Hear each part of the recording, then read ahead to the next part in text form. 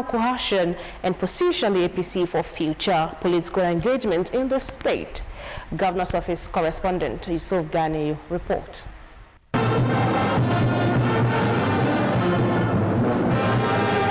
Gathered here at the June 12 Cultural Center, Kutu Abeokuta, are stakeholders of the All Progressives Congress (APC) for a strategic meeting to chart a common front as the 2027 election process draws closer.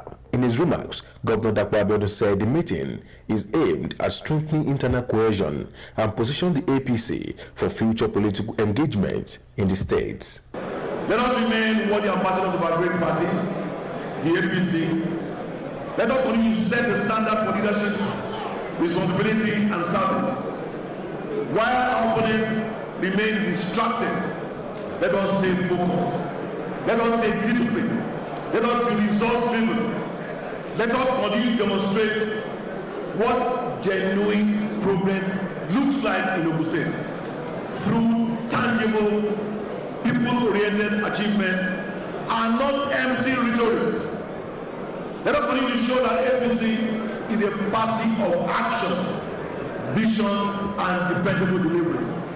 While commending President Bola Tinubu for his exceptional leadership and policy reforms, which he said are changing the economic narratives of the country, Governor Abiodun says the endorsement is based on President Tinubu's achievements in areas like agriculture, education, infrastructure, security, and the economy. Let us rise. Let us affirm our trust in Ashwaju's capacity to lead our nation to greater heights.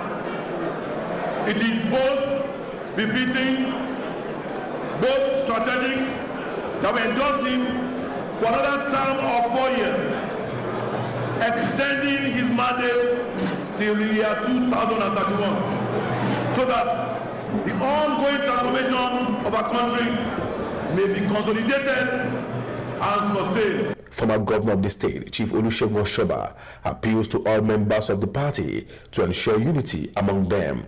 Gbogbo reform ti Bola Ahmed tó ní àyà, the courage to stop oil subsidy, the courage to stop multiple exchange rates, olójẹ́kọ̀ wà wọlé lọ́dún.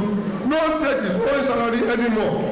Ẹ̀bẹ̀ tó kù ti bẹ́ẹ̀ ni pé kí ìkíní yẹn kó wá dé grassroots báyìí ká tọrọ jẹun. Ó kù díẹ̀ kó dé grassroots láti dé grassroots. The chairman, Senate Committee on Appropriation and Senator representing Ogun West Central District, Senator Solomon Olamilekan Adeola, and Senator representing Ogun Central Senatorial District, Senator Shuaib Afolabi Salisu, described Governor Dapo Abiodun as a man of character, vision, and benevolence, who has ensured that peace reign in the state, irrespective of political differences. Your Excellency, for what we are doing here today is a clear indication that as a state we are doing well, and as a people we are doing well. And I can tell you, come 2027, Ogun State is for APC, Ogun State is for Asiwaju, Ogun State is for Dapo Abiodun. Excellency, we thank you for your character. Why not for your character? Why not for character? The party will not be as cohesive as it is now. If you had used 20% of your power, you could have sent Baba Oshoba away from town.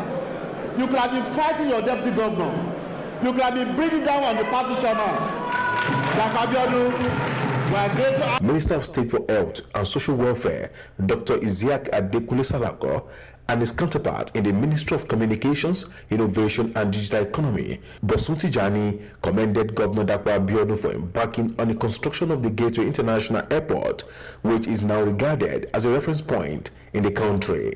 The ministers also appreciate President Bola Tinubu for taking the country to a new height with the construction of roads like the Coastal Road and the Lagos-Badagry Expressway, amongst others. They said are getting the country ready for further economic development. Your Excellency, yesterday we landed in the night, in the night, where the pilot said, this is in Ogun State. Congratulations, Your Excellency, for breaking all of our. Ibi tí gbogbo wa fẹ́ kí orílẹ̀-èdè wa lọ,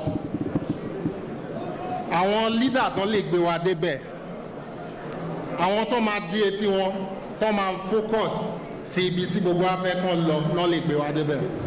And that's what the president has been to this country in the last 3 years. Bojibelo industries, we've seen the development in industries in our state for the last few years. Possibility kon lo ti Ogun State ta ba jara mose because gbogbo nkan tí Èkó need, gbogbo nkan tí a need ní orílẹ̀-èdè Nigeria la ní Ogun State. Speaker of Ogun State House of Assembly, Right Honorable Oludaisi Elemide, adds that the Assembly is grateful to the governor for giving the Assembly complex a facelift, noting that members won't fail him. You have elevated us, we believe in your leadership, and we will not fail you. The event attracted leaders across the 3 central districts of the All Progressives Congress in the states. Yusuf Ganiyu, OGTV News. Ogun State government has reinforced its security architecture with the inauguration of a state-of-the-art CCTV control center for the State Security Network Agency, Amotekun Corps. The facility was commissioned at the agency's headquarters in Abeokuta by the Secretary to the State Government, Tokunbo Talabi, who represented Governor Dapo Abiodun during the visit and the first quarter 2026 training seminar for officers of the Corps. Olaide Oloye Sholuade reports. The Secretary to the State Government, Tokunbo Talabi, who represented the State Governor, Prince Dapo Abiodun, led other government officials, security chiefs, and stakeholders to the headquarters of the Ogun State Security Network Agency, Amotekun Corps, for the unveiling of the surveillance hub. The event formed part of activities marking the first quarter 2026 training seminar, organized to enhance the operational capacity of Amotekun personnel. The initiative is expected to bolster intelligence gathering, improve interagency coordination, and strengthen crime prevention effort across the state. On behalf of the State Governor, Prince Dapo Abiodun, the Secretary to the State Government declared the first quarter 2026 training seminar officially open, charging officers to remain professional and committed to their duties. We expect that all things being equal, Amotekun will be the core of the people who will take off. So not only are we pioneer of Amotekun, there's also the possibility that you also be the pioneer set of people to start state police in the region. Moving to the unveiling of the newly established CCTV Control Center, located across 3 designated locations in the state, to coordinate surveillance feeds from strategic points across Ogun State. Talabi emphasized that modern security management demands accuracy, data-driven oversight, and strong collaboration among security agencies. At least we've crossed that Rubicon now that we're starting. Is how we then scale it up. But for me, I'm very impressed with what I've seen. We've demonstrated it practically. We called people on site. They responded. Some didn't respond on time. We had an alternative way of communicating with them, and they came to the regular things we want to see. In any operation like this, it's not the... I mean, I've been to so many, whether before here or now, where people stage something for you, and then you see it. But when you look, you can see through. So I think the template is okay. It's just for us to take it forward. In his remarks, the Corps Commander, Brigadier General Alade Adedigba, noted that the integration of advanced technology into field operations would enhance efficiency, ensure accountability, and build greater public trust. The 3 locations so far, you should know that definitely if you are going to perpetrate any evil, you're going to have a breach of insecurity, you will think twice before. So it's definitely going to reduce rate of crime. Do you understand? Within those locations. Other security chiefs at the event pledged continued partnership and support to the Ogun State government and the leadership of the Amotekun Corps. Interagency collaboration, I can say in Ogun State we don't have issue with it, and this one also is a pointer to the fact that our work will be better done. The whole thing is to secure the state, that we achieve that. So we've been doing that. The CP has been coordinating. With the activation of the CCTV Control Center, Ogun State has further consolidated its commitment to maintaining peace, strengthening public safety, and advancing technology-driven security management. Olaide Oloye Sholuade, OGTV News. Members of the Ogun State House of Assembly Committee on Public Account and Anti-Corruption, chaired by Honorable Damilare Bello, have commenced the consideration of the year 2024 audit report on state ministries, departments and agencies, beginning with the Ministry of Information and Strategy. Kolawole Osho's report is presented in this package.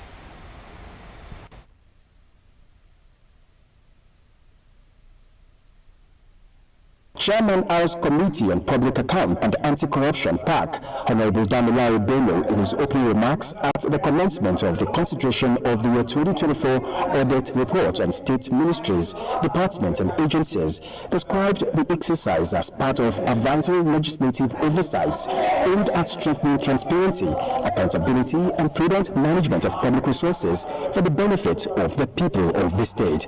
He stated that the exercise was constitutionally grounded, noting that Section 125, subsection 5 of the 1999 Constitution of the Federal Republic of Nigeria, as amended, empowers the House of Assembly to scrutinize the financial operations of all ministries, departments, and agencies. This process remains central to strengthening public confidence in government and improving public financial management system. The committee chairman also commended the state governor, Prince Dakwa Abiodun, for his commitment to accountability and development under the Share agenda, while appreciating the Speaker of the House, Right Honorable Oludaisi Lemide, especially on the improvements recorded in the 2024 audit report as evidence that the previous legislative recommendations were already yielding positive results. Taking on the management of the State Ministry of Information and Strategy, led by the Permanent Secretary Wahid Adesina, the committee admonished the ministry to intensify efforts on its revenue generation drive, comply strictly with the recommendations of the Auditor General, and submit supporting documents of expenses incurred in public enlightenment programs for the year under consultation. Responding, the Permanent Secretary Adesina assured that all the documents requested will be provided in due course, thanking the committee for its contributions towards promoting transparency and accountability. In a similar vein, the State Health Insurance Agency, led by its Executive Secretary, Dr. Folabi Dosumu, has been commended by the committee for increasing health insurance enrollment and public enlightenment among the citizens of the state. The committee further advised the agency to do more in expanding its coverage, submit evidence of expenses captured in the audit report, and adhere strictly to the advice of the Office of the Auditor General in line with the audit report. It also directed the agency to submit full documentation and explanations on an overseas training on advanced strategy for health financing and insurance to the Auditor General's office and copy the Public Accounts and Anti-Corruption Committee. On its part, the State Ministry of Special Duties and Intergovernmental Affairs, led by its Permanent Secretary, Mrs. Fumi Baker, also took turn to have its report considered by the committee, with a directive to the ministry to submit its full fixed assets register and comply strictly with procurement laws, as advised by the Auditor General's office. To further equip its workforce on the processes of the new tax reforms in Nigeria, the Ogun State Internal Revenue Service organized a capacity building training for its tax officers. The chairman of Ogun State Internal Revenue Service, Ansoni Olaleye, confirmed that at the end of the two-day training, with the choice of resource persons, tax officers in the state will be able to manage taxpayers within the state efficiently on the new tax laws. Elizabeth Esson reports.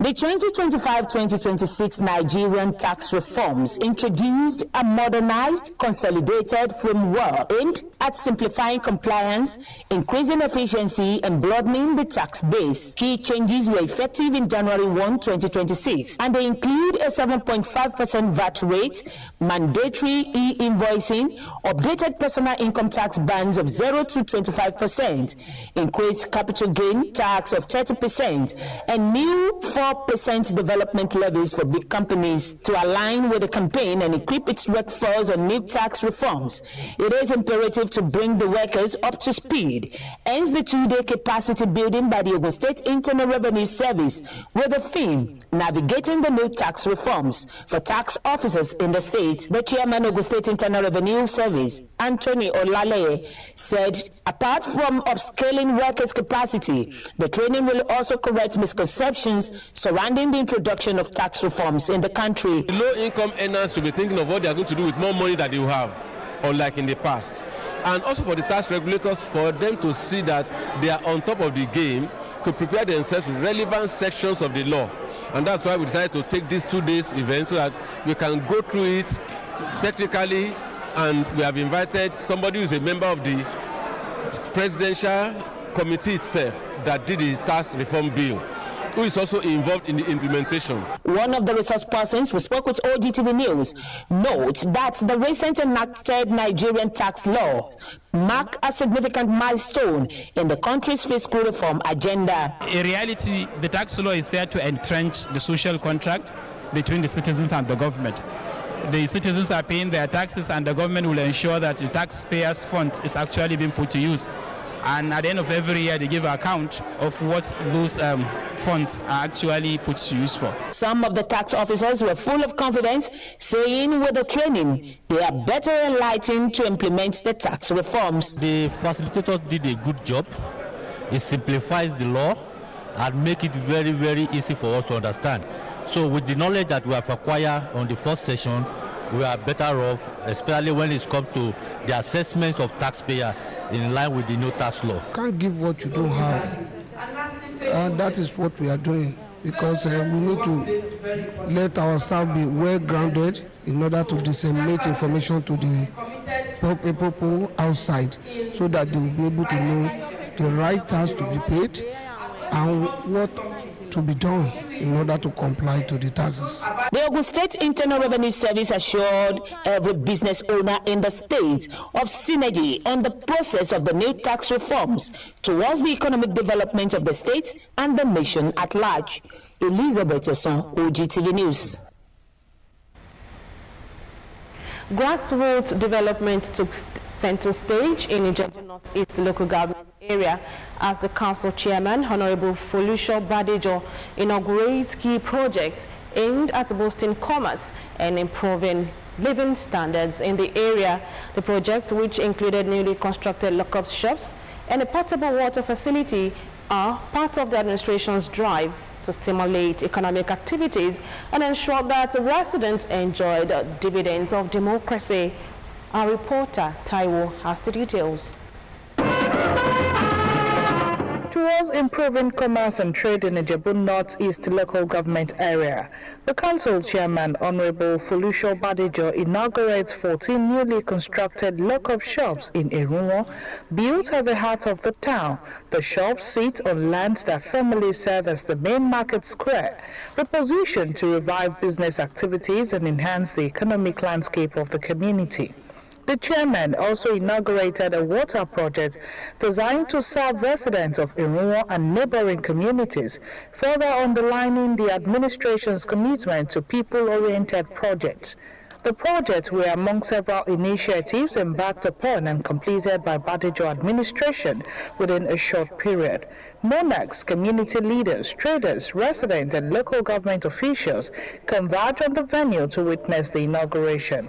The Elerinwo of Erunwo, alongside traders and residents, expressed appreciation to the state and local government administration for prioritizing grassroots development and economic empowerment. So happy that this type of projects is being commissioned by our man, Honorable Badejo, in this vicinity.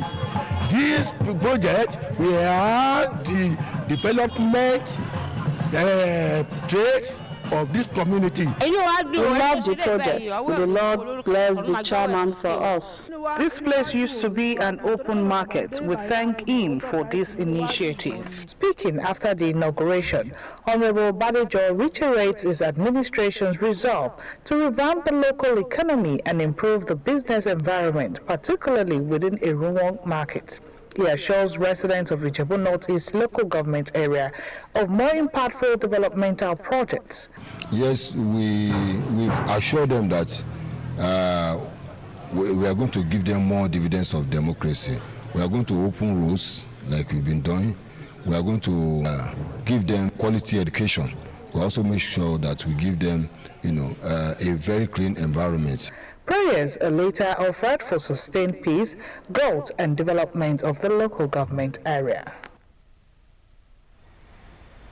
E4 Constituency 1 of Yayi Youth Wing has organized an inter-religious prayer session for the senator representing Ogun West, Solomon Adiola. The event was aimed at appreciating the contributions of the lawmaker at the National Assembly, as well as to reiterate support for the All Progressives Congress government led by President Bola Tinubu. Ayodeji Tomori Olunwome has the details. Various support groups of the senator representing Ogun West, Senator Solomon Adiola, joined the E4 Constituency 1 of Yayi Youth Wing to organize a special prayer for the lawmaker. The coordinator, Bukola Adeniyi, says the inter-religious program is a form of appreciation and spiritual support for Senator Adiola. He wants a successful journey in his life because what he has been doing, and it motivates a lot of youths in the system in Ogun State. So that's why we now decide that he deserves this prayer. In their various goodwill messages, the state coordinator of Yayi Youth Wing, Alhaji Abdulwasi Agunbiade, and other members of the group attest that Senator Solomon Adiola deserves spiritual support as a form of appreciation for his performance, especially at the Red Chamber and as Chairman Senate Committee on Appropriation. Truly, he's a senator representing Ogun West Senatorial District. But out of his benevolence, he has been able to extend hands of citizenship or friendship to other senatorial districts. I can remember when I was in school, secondary school, the way not people are doing is the way he's doing. So he's trying his best. Let me use some words. He's unprecedented. One, is distinguished and is excellent. He has been outstanding and he has been very unique in his representation. People love him. So because people love him, we also need to be careful. If people love you and God does not love you, then there's problem. So we want to see God's face so that God himself will love Senator Yayi. The program had prayer sessions where Christian and Muslim clerics led the support groups in special supplication to God for Senator Solomon Adiola. Ayodeji Tomori Olunwome, OGTV News. Ogun State Governor Prince Dapo Abiodun has described the death of veteran sports broadcaster and head of programs division at Ogun State Television, Akim Akintunde, as a major loss to the state and the media industry. In a statement issued on Thursday, the governor hailed the late Akintunde, a former chairman of the Ogun State Sports Writers Association of Nigeria, SWAN, as a distinguished, thoroughbred media professional and accomplished manager whose commitment to duty was exceptional. Abiodun noted that even while battling serious health challenges, including cancer-related ailment, Akintunde remained resourceful, diligent and deeply devoted to his work, particularly in sports broadcasting, where he built an enduring legacy. He described the late broadcaster as a warm, pleasant, and highly respected among colleagues, adding that his passing after a prolonged illness marked the end of a remarkable career, defined by excellence, passion, and professionalism. The governor extended his heartfelt condolences to Akintunde's family, friends, and the entire OGTV community, describing the late broadcaster as a gem whose absence would be deeply felt. May so rest on. Meanwhile, funeral arrangement for late Akim Akintunde, according to Islamic rite, have been released by his family. There will be prayer for the deceased at the Central Mosque, Okelewo, Abeokuta, at 3 p.m. His remains will be buried at Suna Cemetery, Olomori, Abeokuta, at 4 p.m. Akim Akintunde is survived by wives, children, and an aged mother. And on the foreign scene, the U.S. House of Representatives has voted to rescind U.S. President Donald Trump's tariffs on Canadian goods in a 219 to 211 vote. 6 Republican lawmakers joined Democrats to back a resolution that seeks to end the tariff Trump imposed on Canada last year. The vote is largely symbolic, as it will still need to be approved by the U.S. Senate and then approved by Trump, who is very unlikely to sign it into law. Since his re-election, Donald Trump has imposed a series of tariffs on Canada, recently threatening a 100% import tax in response to Canada's proposed trade deal with China. In sport, the Confederation of African Football has sent a team of technical experts to the 3 co-hosts of the 2027 Africa Cup of Nations, Tanzania, Uganda, and Kenya, to inspect facilities ahead of the tournament.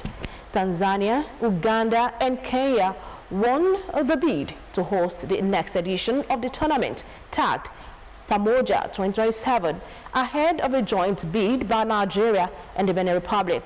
The tripartite hosting will mark the end of CAF's biennial format for the tournament. CAF President Patrice Motsepe announced during the last edition in Morocco that the next AFCON after 2027 will be staged in 2028, while subsequent editions will be held every 4 years. In line with CAF's world-class delivery standards, the assessment will cover pitch requirement, safety, security, and infrastructure readiness at key match and training venues earmarked for use during the tournament. And before we end the news at 2, let's remind you that goals are the fuel in the furnace of achievement.